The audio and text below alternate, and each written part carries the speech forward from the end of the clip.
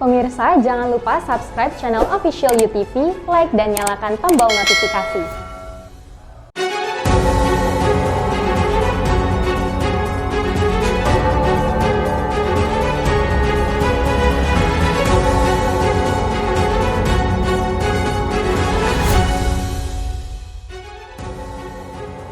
Selama 8 bulan terakhir, Satuan Reserse Narkoba Polres Tanjung Pinang meringkus 71 tersangka penyalahguna narkoba.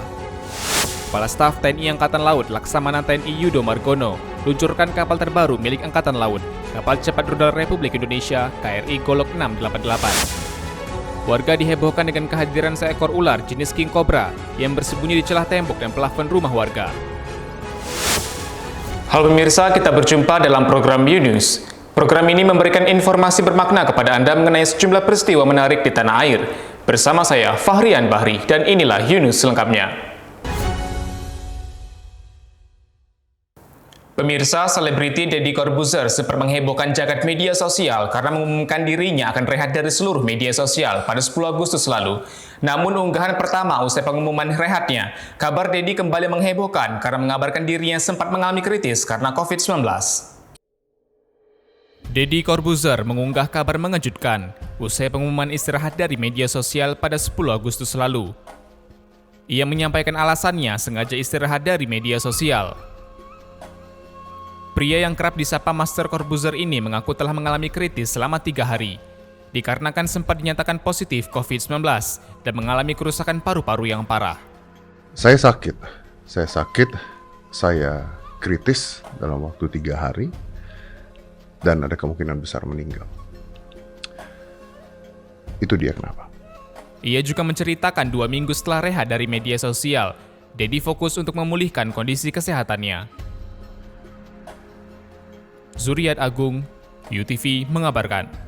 Pemirsa, curah hujan di Batam, Kepulauan Riau mengalami peningkatan dikarenakan adanya pola belokan angin dan perlambatan kecepatan angin. Akibatnya suhu di Batam menjadi lebih dingin dari biasanya. Kepala Stasiun Meteorologi Kelas 1 Hang Nadim, Adi Setiadi menjelaskan, terjadinya hujan yang berkepanjangan pada beberapa hari terakhir di kota Batam disebabkan adanya penumpukan awan penghujan di wilayah Kepri khususnya Batam. Menurutnya kondisi ini disebabkan adanya pola belokan angin dan perlambatan kecepatan angin. Pantauan satelit Himawari, itu kondisinya ini banyak pembentukan awan-awan penghujan atau awan-awan konvektif. Karena apa?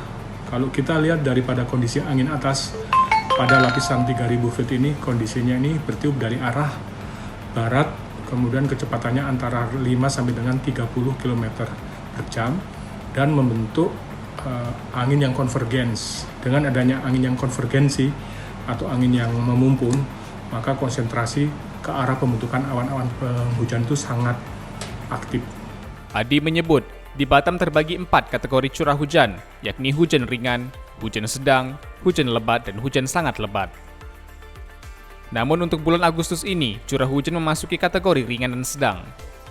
Nah, tapi kalau kita lihat di bulan Agustus ini, kategorinya ini hujannya itu ringan dan sedang, tapi kadang-kadang ada lebat begitu. Tapi hujan-hujannya itu sifatnya itu lokalan gitu Pak, lokal gitu. Masyarakat dihimbau untuk berhati-hati karena kondisi cuaca ini disertai petir dan angin kencang, sehingga masyarakat yang beraktivitas di laut harus lebih waspada apabila terjadi perubahan cuaca mendadak. Dari Batam, Kepulauan Riau, Engesti Pedro, UTV mengabarkan. Pemirsa, sebagian besar wilayah Indonesia dapat menyaksikan fenomena Blue Moon atau bulan biru yang diprediksi akan muncul pada malam ini. Namun di beberapa daerah di Kepulauan Riau, kemunculan Blue Moon akan sulit disaksikan. Kemunculan Blue Moon yang termasuk dalam fenomena alam yang langka diprediksi akan terlihat di sebagian besar wilayah Indonesia malam ini, Minggu 22 Agustus. Lembaga Penerbangan dan Antariksa Nasional Republik Indonesia, LAPAN RI, merilis pemberitaan terkait fenomena bulan biru atau Blue Moon yang akan menghiasi langit Indonesia pada Minggu 22 Agustus. LAPAN menyebut, Blue Moon merupakan fenomena musiman dan akan berlangsung selama 3 tahun sekali, serta akan kembali terjadi pada 20 Agustus 2024 dan 20 Mei 2027 mendatang. Sementara itu, dari pantauan Badan Meteorologi, Klimatologi dan Geofisika (BMKG) Tanjung Pinang, warga Provinsi Kepulauan Riau akan sulit menyaksikan fenomena blue moon malam ini. Perakirawan BMKG Tanjung Pinang, Robi Akbar Anugrah menjelaskan, fenomena blue moon di Kepri akan terlihat seperti bulan purnama pada umumnya. Nah, itu merupakan istilah yang definisinya itu tidak terlalu baku, jadi masih simpang siur bagaimana mendefinisikan blue moon itu. Namun secara sederhananya itu tampak seperti bulan purnama biasa, dalam artian tidak benar-benar terlihat berwarna biru gitu. Cuaca di Kepri yang saat ini lebih didominasi dengan cuaca berawan, membuat masyarakat Kepri tidak dapat menyaksikan fenomena blue moon sebagaimana seharusnya. Dapat terlihat di seluruh Indonesia sebenarnya, cuman melihat faktor kondisi di berbagai wilayah termasuk Kepri ini sendiri, menurut perakiran tadi pagi, ini kan kondisi kita beberapa hari terakhir ini umumnya curah hujannya itu lumayan cukup banyak gitu ya. Jadi untuk pada malam hari nanti setelah matahari terbenam itu kemungkinan kecil untuk melihat bulan purnama itu sendiri karena faktor awan yang cukup banyak pada malam hari nanti. Robi pun mengatakan, fenomena itu dapat terlihat dengan mata telanjang serta tidak membutuhkan peralatan khusus. Dari Tanjung Pinang, Kepulauan Riau, Muhammad Khairuddin, UTV mengabarkan. Saudara, Kepala Staf TNI Angkatan Laut Laksamana TNI Yudo Margono luncurkan kapal terbaru milik Angkatan Laut, kapal cepat rudal Republik Indonesia KRI Golok 688. Kapal ini diklaim sebagai kapal siluman tercanggih di dunia dengan kelengkapan persenjataan rudal modern. Kapal cepat rudal Republik Indonesia KRI Golok 688 menjadi kapal canggih teranyar yang dimiliki TNI Angkatan Laut. Kapal yang dibeli dari perusahaan pembuat kapal dalam negeri, PT Lundin Industri Invest Banyuwangi, diklaim sebagai kapal siluman tercanggih di dunia yang dilengkapi dengan kelengkapan persenjataan rudal modern. Terbuat dari material komposit serat karbon dan juga memiliki beberapa kelebihan lain, di antaranya anti-sensor, berkecepatan tinggi, dan tidak terdeteksi oleh radar musuh. KRI Golok 688 memiliki panjang 63 meter, lambung kapal 1,2 meter, juga memiliki lebar 16 meter dan berat 219 ton, sehingga sangat cocok untuk operasi senyap di perairan Indonesia yang terdiri dari pulau-pulau. Rencananya, kapal ini akan ditempatkan di wilayah rawan strategis, sehingga digunakan untuk menjaga keutuhan NKRI seperti Natuna dan Ambalat. Sehingga nanti kehebatan kapal ini kalau memang bagus, ke depan akan kita bangun lagi, kita usulkan pada Kemhan untuk bisa membangun kapal yang sejenis ini. Ya karena tadi memiliki kelebihan tentunya nanti akan kita tempatkan dan untuk operasional di wilayah-wilayah yang rawan strategis.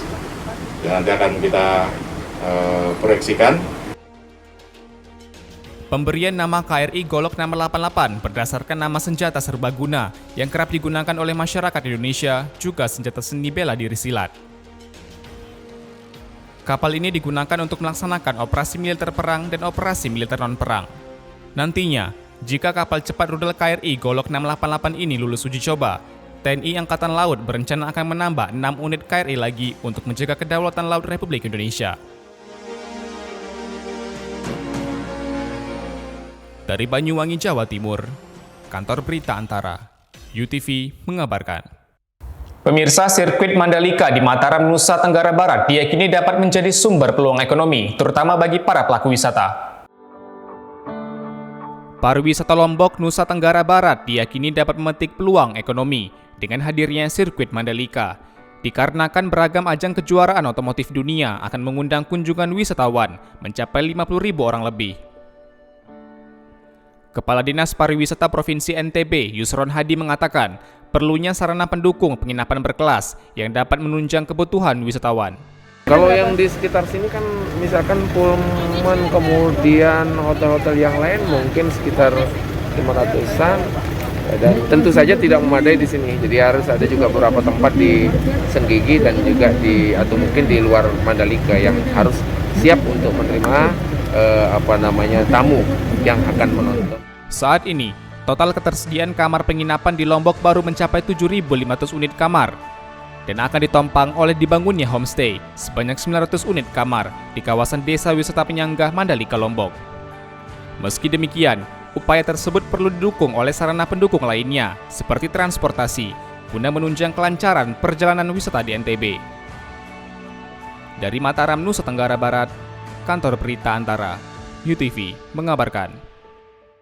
Pemirsa, tol laut menunjukkan kemajuan yang cukup signifikan baik dari kuantitas kapal ataupun titik-titik pelabuhan hingga jumlah trayek.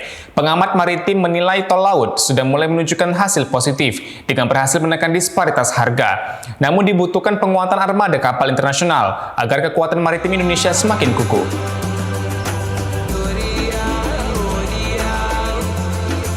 Sejalan dengan program Nawacita, pemerintah telah mengoperasikan tol laut sejak 2016 silam. Operasional tol laut merupakan upaya pemerintah dalam menurunkan disparitas harga antara wilayah barat dengan wilayah timur Indonesia. Pada 2016, tercatat ada 6 kapal yang dioperasikan dengan 31 titik pelabuhan dan 6 trayek. Kemudian pada 2017, total kapal meningkat menjadi 13 dan titik pelabuhan menjadi 43 dengan jumlah 13 trayek. Peningkatan jumlah kapal terus terjadi hingga 2020. Kuantitas kapal, titik pelabuhan, dan trayek meningkat dibanding tahun sebelumnya menjadi 25 kapal, 100 titik pelabuhan, dan 25 trayek. Pada tahun 2021 ini, pemerintah berencana untuk meningkatkan jumlah trayek menjadi 30 agar pendistribusian logistik semakin menjangkau daerah terpencil. Sementara pengamat maritim dari Institut Teknologi 10 November, Saud Kurning mengatakan, angkutan laut Indonesia sudah mulai mengalami perbaikan. Tak hanya itu, ia juga merasa operasional tol laut juga telah menunjukkan adanya penurunan disparitas harga. Meski demikian, Saud juga mengingatkan untuk menyukseskan program Nawacita dibutuhkan perbaikan dari realisasi, baik dari segi infrastruktur maupun kekuatan armada. Diharapkan sekali pemerintah kita tetap konsisten mendukung kekuatan armada, pelabuhan, dan angkutan domestik kita dan juga angkutan luar negeri kita yang juga cukup besar ya. 6 bagi 4 ya kan, sekarang 6 di domestik, 4 tapi di luar negeri atau ekspor impor. Saya kira juga tetap harus kita kelola dengan baik sehingga tidak mengganggu ya kinerja di domestik kita. Saud Kurning menegaskan, Indonesia berpotensi menjadi poros maritim dunia. Namun Indonesia harus lebih dulu memperkuat kinerja armada kapal nasional, terutama untuk armada luar negeri. Dikarenakan hal ini akan berdampak pada rantai pasok logistik maritim. Dari Jakarta, Kantor Berita Antara, UTV mengabarkan. Pemirsa, Satuan Reserse Narkoba Satres Narkoba Polres Tanjung Pinang meringkus 71 tersangka penyalahguna narkoba di Tanjung Pinang selama Januari hingga Agustus 2021. Selama kurun waktu 8 bulan, jajaran Sat Narkoba Polres Tanjung Pinang telah mengungkap 51 kasus dan mengamankan 71 orang tersangka penyalahgunaan narkoba. 71 pelaku narkoba itu dengan rincian 67 laki-laki dan 4 orang perempuan. Puluhan tersangka ini diamankan di berbagai lokasi dengan berbagai macam modus, seperti melalui pesan, membuat janji dengan lokasi yang telah ditentukan, hingga sistem lempar barang. Kasat Narkoba Polres Tanjung Pinang, Ajun Komisaris Polisi Roni Burunguju mengatakan, dari 51 kasus penyalahgunaan narkoba yang berhasil diungkap, 19 diantaranya sedang dalam proses penyidikan dan 32 kasus telah selesai atau P21. Selain itu juga, Sat Narkoba telah melakukan upaya restoratif justice melalui program rehabilitasi terhadap 149 orang dengan rincian 130 orang pria dan 19 orang wanita. Selaku penyalahguna narkoba, ratusan penyalahguna itu pun telah direhabilitasi di institusi penerima wajib lapor IPWL Yayasan Karsa Tanjung Pinang. Sat Narkoba Polres Tanjung Pinang juga mengimbau kepada masyarakat agar dapat bersama-sama ikut serta dalam memerangi dan memberantas peredaran narkoba di Tanjung Pinang dengan membantu aparat kepolisian Polres Tanjung Pinang dengan memberikan informasi terkait dugaan tindak pidana narkotika yang terjadi. Kasus tindak pidana narkotika sebanyak 51 kasus. Adapun dari 51 kasus tersebut, 19 kasus masih dalam proses penyidikan dan 32 kasus sudah selesai atau P21. Dan sepanjang tahun 2021 sampai dengan tanggal hari ini 20 Agustus 2021 kami telah melakukan rehabilitasi, melimpahkan penanganan korban penyalahguna kepada IPWL Yayasan Karsa sebanyak 149 orang. Dari Tanjung Pinang, Kepulauan Riau, Afriyadi, UTV mengabarkan. Saudara, warga perumahan Palm Hill dihebohkan dengan kehadiran seekor ular jenis king cobra yang bersembunyi di celah tembok dan plafon rumah salah satu warga. Kegiatan gotong royong di perumahan Palm Hill, Tanjung Pinang pada Minggu 22 Agustus pagi tadi mendadak terhenti setelah dikagetkan dengan keberadaan seekor ular king cobra yang masuk ke salah satu rumah warga. King cobra yang bersembunyi di plafon rumah milik Idris ini membuat pemilik rumah dan keluarganya langsung berlarian keluar rumah.